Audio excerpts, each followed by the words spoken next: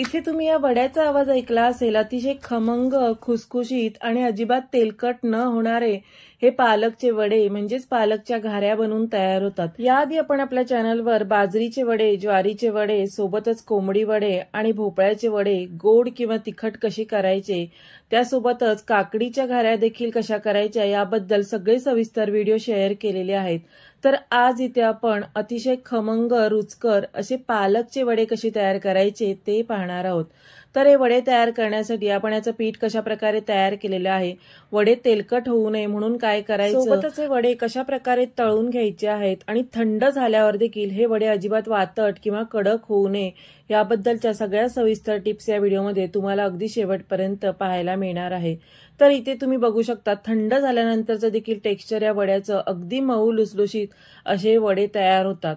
तर अगदी असेच वडे तयार करण्यासाठी कोणती स्टेप मिस न करता रेसिपी शेवटपर्यंत पहा आणि अजूनही तुम्ही चॅनलला सबस्क्राईब केलं नसेल तर अशाच नवीन नवीन रेसिपींच्या नोटिफिकेशनसाठी बेल आयकॉनवर क्लिक करून वैशाली मेजवानीला सबस्क्राईब करा. रेसिपीला सुरुवात करण्याआधी वैशाली मेजवानीमध्ये सगळ्यांचं खूप खूप खूप मनापासून स्वागत. आता एक खमंग, अतिशय रुचकर असे पालकचे वडे तयार करण्यासाठी सुरुवातीला आपण गॅसवर एका भांड्यामध्ये पाणी गरम करायला ठेवायचं आहे. यामध्ये स्वच्छ धुवून घेतलेला एक जुडी पालक मी घालून घेणार आहे. तर इथे पालक आपल्याला ब्लांच करून घ्यायचा आहे, म्हणजेच आपल्याला गरम पाण्यातून हा काढून घ्यायचा आहे. तर इथे फार वेळ शिजवून न घेता फक्त पालक मऊसर झाला की आपण हा या गरम पाण्यातून काढून घेणार आहोत.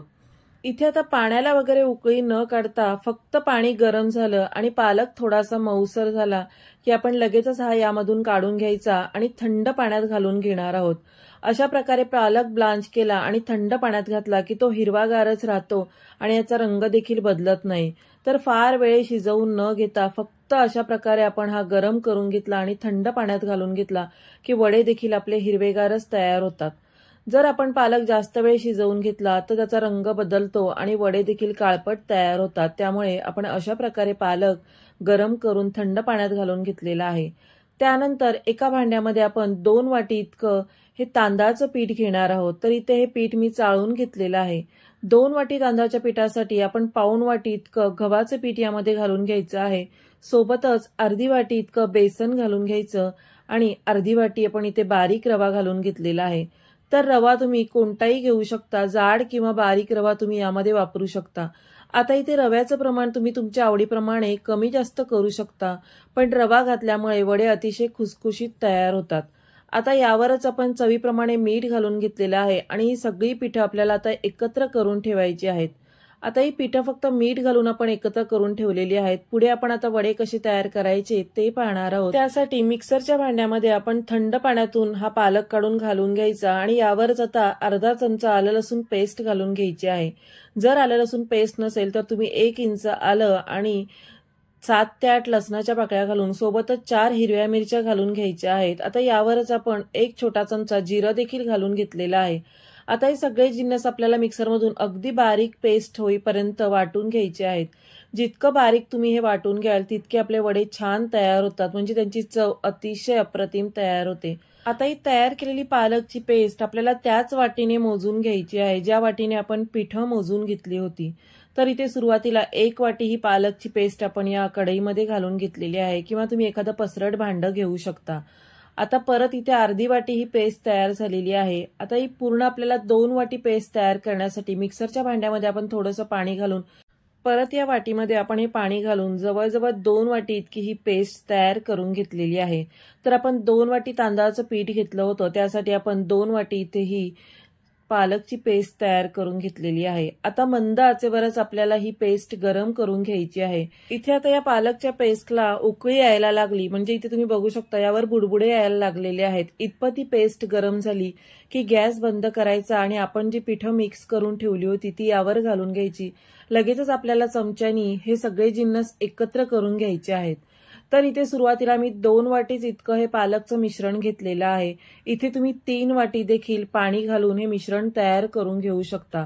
पण पिठामध्ये पाण्याचा अंदाज येण्यासाठी सुरुवातीला इथे मी तुम्हाला फक्त 2 वाटी मिश्रण तयार करून त्यामध्ये ही पिठं मिक्स करून दाखवत आहे, जेणेकरून तुमचं पीठ पातळ होणार नाही. आता हे सगळे जिन्नस मिक्स करून झाले की यावर झाकण ठेवून एक 5 मिनिटं याला आपल्याला वाफ काढून घ्यायची आहे. तर सुरुवातीला आपण गॅस बंद ठेवला आहे हे लक्षात ठेवायचं. म्हणजेच आपण जेव्हा पालकच्या पेस्टला उकळी काढतो तेव्हा आपण गॅस बंद करून मग पीठ यामध्ये घालून त्यावर झाकण ठेवून घेतलेलं आहे. आता इथे 5 मिनिटांनंतर आपण हे सगळं मिश्रण एका परातीमध्ये काढून घ्यायचं. त्यानंतर थंड पाण्याचा हात लावून आपण हे पीठ मळून घेणार आहोत. तर जवळजवळ 1 ते 1.25 वाटी पाणी हे पीठ मळण्यासाठी लागणार आहे आणि तेवढंच पाणी वापरून आपण याचा गोळा तयार करून घेतलेला आहे. तर आपल्याला अगदी व्यवस्थित वडे थापून घेता यावे इतकं हे मिश्रण आपल्याला मऊसर मळून घ्यायचं आहे. आता हे वड्याचं मिश्रण तयार करत असताना जेव्हा आपण पालकची पेस्ट शिजवून घेत होतो तेव्हा देखील आपण ती जास्त वेळ शिजवून न घेता फक्त पहिली उकळी आली की गॅस बंद केलेला आहे आणि मग यामध्ये सगळी पिठं घालून या प्रकारे आपण हे पीठ मळून घेतलेलं आहे. तर इथे तुम्ही बघू शकता मस्त असं मऊसर हे पीठ मळून तयार झालेलं आहे. आता हे पीठ मळून तयार झाल्यानंतर लगेचच तुम्ही याचे वडे तयार करायला घेऊ शकता किंवा हे पीठ तुम्ही एक 15 ते 20 मिनिटं झाकून मुरण्यासाठी देखील ठेवू शकता. जर तुम्ही जाड रवा वापरला असेल तर एक 15 ते 20 मिनिटं तुम्ही हे पीठ मुरण्यासाठी ठेवायचं आहे म्हणजे रवा छान मुरला जातो. जर बारीक रवा वापरला तर तो लगेच मुरला जातो, त्यामुळे झाकून न ठेवता तुम्ही लगेचच वडे तयार करायला घेऊ शकता. अशा प्रकारे आता छोटे छोटे गोळे तयार करायचे. त्यानंतर प्लास्टिकच्या पेपरला थोडंसं तेल आणि पाणी लावून घ्यायचं. सुरुवातीलाच फक्त तेल लावून घ्यायचं आणि त्यानंतर पाण्याचा हात लावून अशा पद्धतीने आपण हा तयार केलेला गोळा यावर ठेवायचा. हाताने प्रेस करून याचा एकसारखा आपल्याला वडा थापून घ्यायचा आहे.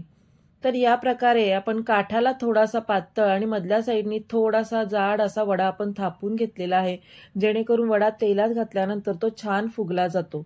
आता यावरच आपण आवडीप्रमाणे तीळ लावून घेऊ शकतो. तर तीळ लावल्यामुळे हे वडे अतिशय खमंग लागतात. यामध्ये मी सुरुवातीला तीळ घातलेले नाही, तर तुम्ही हे मिश्रण तयार करत असताना देखील यामध्ये तीळ घालून घेऊ शकता.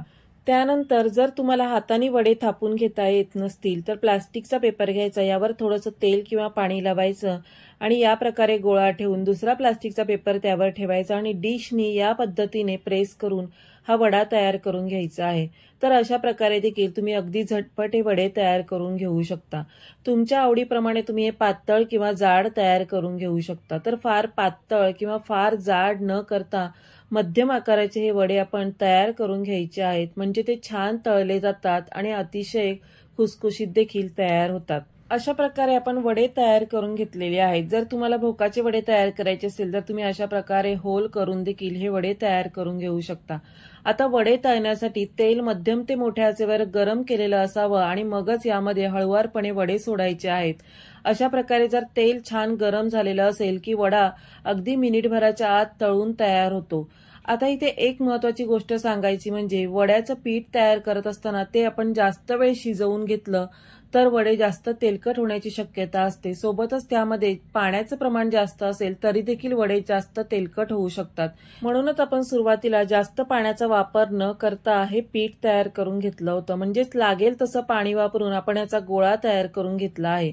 कारण पीठ जास्त पातळ झालं तर वडे थापता देखील येत नाही. सोबतच ते तेलात तळून घेत असताना जास्त तेलकट होण्याची शक्यता असते. म्हणूनच अशा प्रकारे जर पीठ तयार करून आपण हे वडे तयार केले तर ते अजिबात तेलकट होत नाही आणि अगदी खुसखुशीत असे तयार होतात. अशा प्रकारे आज इथे आपण मस्त खमंग खुसखुशीत अतिशय रुचकर असे पालकचे वडे म्हणजेच पालकच्या घाऱ्या तयार केलेल्या आहेत. या तुम्ही एखाद्या लसणाच्या चटणी सोबत किंवा कोणत्याही भाजी सोबत, रस्सा भाजी सोबत किंवा नॉनव्हेज सोबत देखील सर्व करू शकता. आजची रेसिपी तुम्हाला कशी वाटली मला कमेंट करून नक्की कळवा. रेसिपी आवडली तर व्हिडिओला लाईक नक्की करा.